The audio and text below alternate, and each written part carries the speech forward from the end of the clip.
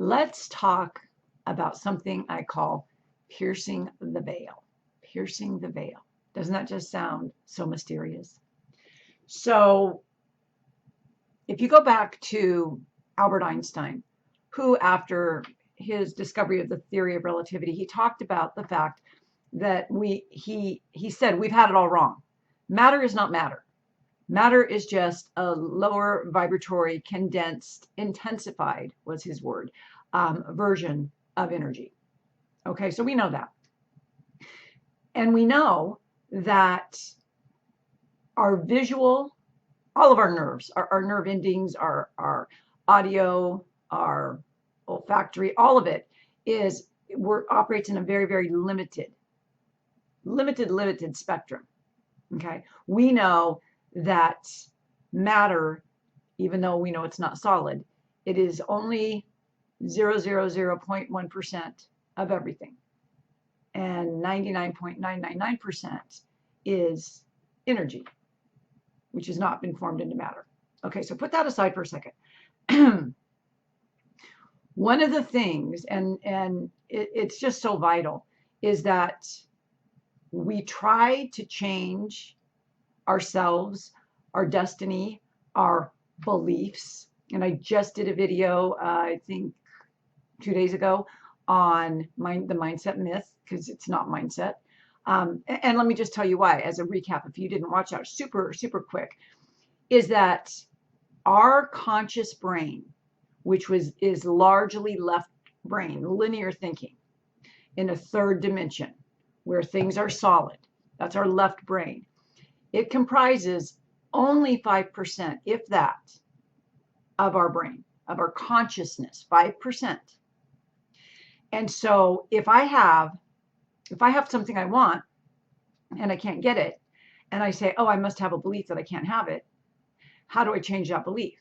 And I go to coaches and I go to therapists and I spend $10,000 on coaching programs and working with the big names, but I still have that problem. I feel better and more enlightened, but I still have that problem, whatever it is. Need more clients, need more money, whatever. What we have to begin to understand, and it's just more evident now than ever, excuse me, is we have to understand that the 5% of your consciousness that wants to change is trying to change whatever's causing the problem or the challenge or the issue with the 5% that is dealing with it. Does that make sense? It's like, how can I take 5% and fix it with the 5% that's broken? And it's not broken. It's just not a complete picture. Just like when we look at a visual spectrum and we see this much, but this much is out there. So this is what I call piercing the veil. And this is honestly what I have been, my work for many years, almost 30 years now, has always been toward helping people with their intention. You know, like I said, I named myself the intention architect. But you have to understand, if intention was easy, then everybody would have their intentions. So what my real work has been is in understanding what blocks people from creating their intentions. And that really boils down to this idea of piercing the veil. Now, you know, I started with understanding hypnosis, and because, you know, that was a bridge, right, from the conscious mind to the subconscious mind, whatever. And then regressive hypnosis. Dolores Cannon has done amazing work with that, which got me into energy work. The work of Robert Monroe, who really, if you've never visited the website of the Monroe Institute, they have some fantastic meditations and some residential retreats. They do have some online ones as well. They're pretty pricey, but I mean, you know, that's all relative when you think about it. But their whole scope is to help us pierce the veil, right? Remote viewing. What are you doing when you remote view? In my training, I had no idea that that's really what it is, but you're piercing the veil. So you have this linear left brain, 5% of your brain in your physical matter, as solid as it really isn't, but it seems solid. And we try to make all the changes from here. And it's over here, the right brain, the 95%, the emotion, the creativity. This over here, the left brain, is linear and logic and skeptical and behavior based. This is the right brain is creative based. It's more spiritual. It's more energetic, which led me into energy work, because a lot of the energy work that I do and that a lot of practitioners do really help get us over on that side. And so the bottom line, if you're wondering what I'm talking about, is that if you want to manifest your intentions and you're trying to do it from the left linear 5% of your mind, your brain, it's not going to happen. Or it's not going to happen. It's probably not going to happen, but it's definitely not going to happen as fast or as frequently. And I had that pause right there because there are some people who have a calm enough nervous system and have the ability to really hone in on what they intend on and to be able to reduce their brain waves, and they just don't know they're doing it. But no matter what, if you have a constricted, jacked up nervous system, like you spend a lot of time in survival mode, a lot of time in fight or flight, no matter what, it's going to be very, very tricky, because in order for you to pierce that veil, and I'm just imagining, here's left brain, here's right brain, and in between, and I call it 3D, the in between is 4D, and then the quantum field, and your unconscious connection to it all is 5D. And in the fifth dimension, you can create anything, right? Now, I want to be really clear. I don't believe that we were designed to be able to instantly manifest. Look at all the trouble it got Jesus into, right? I don't think we were, I think that our civilization, our species used to have that, like back in the days of Atlantis, but, and I think we're on the way to it again. This is the centuries of building, technology. But I do believe we'll get back to that. But that's not here right now. And that takes a mass consciousness. There are some people, look at Edward Cayce and some very enlightened people. You know, I don't even want to name names, but I think people like Paramahansa Yogananda, people who had a very, very high level of consciousness, who helped raise the consciousness of the planet. But that's not the norm. And so where does that leave us? That leaves us who understand that we want things we don't have, and that we are capable, absolutely capable, of creating things in the fourth and fifth dimension, but we have to pierce that veil. Now, a lot of people, especially these days, they lick toads and they sip ayahuasca, whatever, plant medicine. And I have mixed emotions on that. I have never done that particular journey myself, per se, but I have mixed emotions about it. And the reason I have mixed emotions about it is because I know from my research into hallucinogenics that it's altering your olfactory, your optical, you know, you're seeing hallucinations, whatever, you know what I'm saying, hallucinations. You're seeing hallucinations, and I, you know, and we know from the 70s, which I did have some experience in, that you can have a bad LSD trip. Well, you can have that with ayahuasca as well. So I don't believe, in my opinion, that plant medicine is necessarily giving you, piercing the veil ideally. Now, I do know, and I have studied this quite a bit, that there are indigenous people, there are tribes, there are, you know, even Native Americans with mescaline, that there, you know, you can microdose and you can absolutely kind of break through that veil. Long story short, I'm not dissing anyone who does that. I'm just saying, in my research, which has been pretty academic and rigorous, I don't want to include plant medicine because I think it's kind of bending the rules for what I do. Not for maybe what you do, but for what I do. So what does that lead us with? it leaves us with, and I mentioned the Monroe Institute. Well, Robert Monroe wrote the book Out of Body because he did astral travel. It's a fantastic book. It's very old, but you can still find it on Amazon. I have the like original paperback. So I have it from the 1950s, I think it was, or 60s. Anyway, it's a fabulous book, and it's really all about piercing the veil. But technology and science has evolved very, very much since then. So I'm going to tell you some of the ways that I think are the best ways to pierce the veil. Now, remember what we're saying here. We're saying if you are someone that has a hard time settling down, hard time calming your mind, this is for you, right? You just, it's very challenging. And it's because your nervous system is so conditioned to be in fight or flight that if I tell you to slow down and relax, you're going to be like, whatever, right? Or and I'm hoping you really want to, because I'm telling you, piercing the veil is the answer. And had I known that, and I knew when I started studying hypnotherapy that I was close, but literally, you guys, it's taken me almost 25 years of intense research and application and testing on my beautiful guinea pig clients who are just so gracious and will try things for me over the years. But I get it now. And I'm telling you, you can pierce the veil. You can.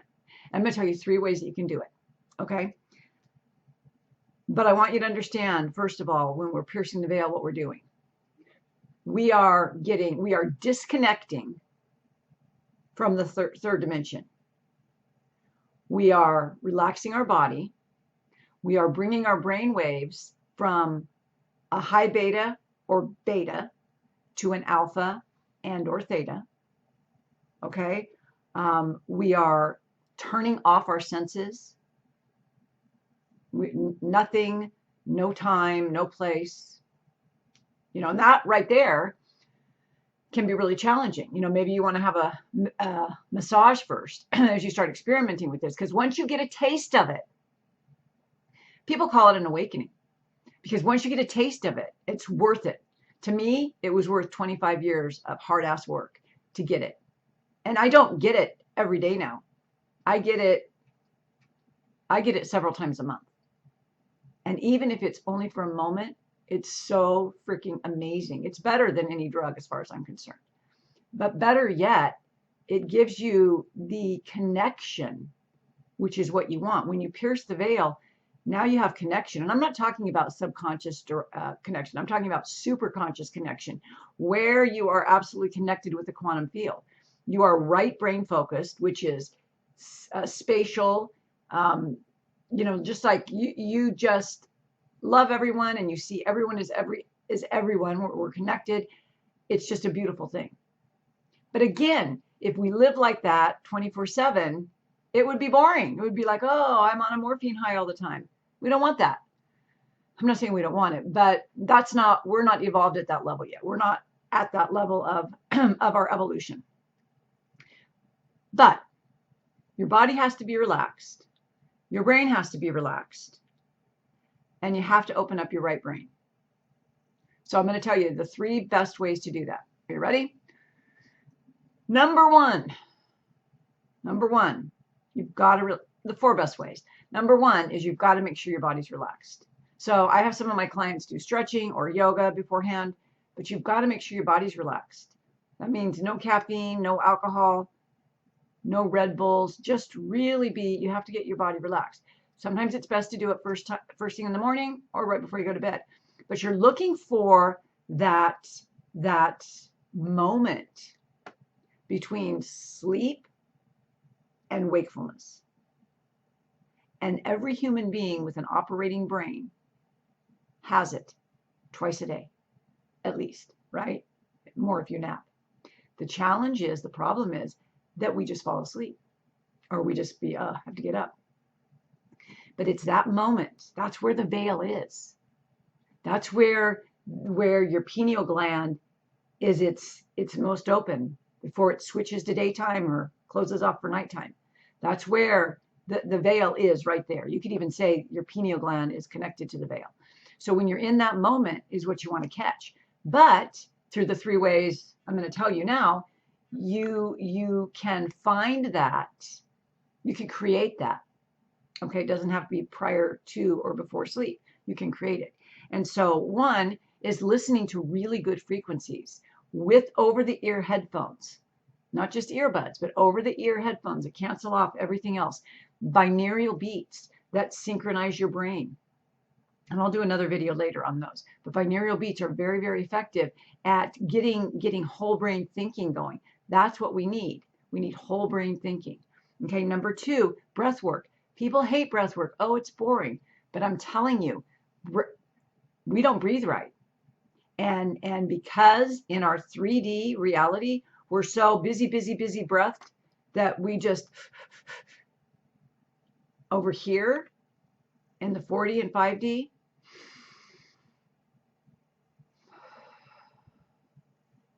and here's a fact. In fact, here's a fact. You can go breathing with Sandy here on YouTube, and he's got, like, I think he has, I don't know, it's called plant medicine or ayahuasca, but with breath work alone, you can pierce the veil. Promise. You have to do it though. And I'm going to tell you right now, if you can get through more than 5 minutes the first time you do one of his videos, you're amazing. It took me a year to get through 10 minutes. That's how hard it is. But you know what? That just means that's how thick your veil is. So breath work is super important. You don't have to do his breath work. Just doing deep diaphragmatic breathing and then letting it out and ironing out the difference, like, so it's just a flow. Stuff you do in yoga, the same kind of things. Deep breath work will help you very much pierce the veil.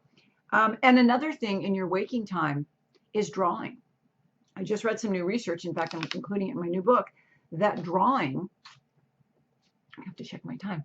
Drawing is it opens up your right brain. So maybe you get a massage, maybe you do some yoga, then maybe you draw a little bit, then you put your earphones on and make sure you're tired, but that you don't fall asleep. You know, an example of that is Thomas Edison would take a nap. When he needed ideas, he would take a nap, and he would put a pie pan, you know, metal pie pan, on either side of his, next to his chair, and he would hold metal bar bearings, little balls, and he would do that. So if he started to fall asleep, they would hit the pan, and he would wake up.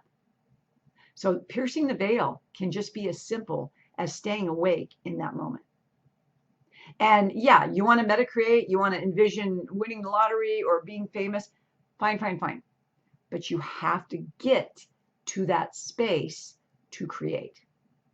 And I know from all of my work and all the, hundreds of clients, thousands of readers that I have had the, privilege of communicating with over the years, that this is the problem. This is the problem that we face. We try to manifest over here. And you're working matter to matter, even if you think you're not. So work toward piercing that veil and communicating and connecting on the other side or from the pierced veil, and you're going to see differences immediately. I swear that this is how spontaneous healings and remissions happen. When people go to like Joe Dispenza's work, this is what's happening. They're piercing the veil. So anyway, give that some thought. Got a new class below on the 4 waves of wealth, which kind of incorporates this all really well and includes 2, not 1, but 2 metacreations that help you do it because they have frequencies in it. Okay, have a beautiful day. Thanks for watching.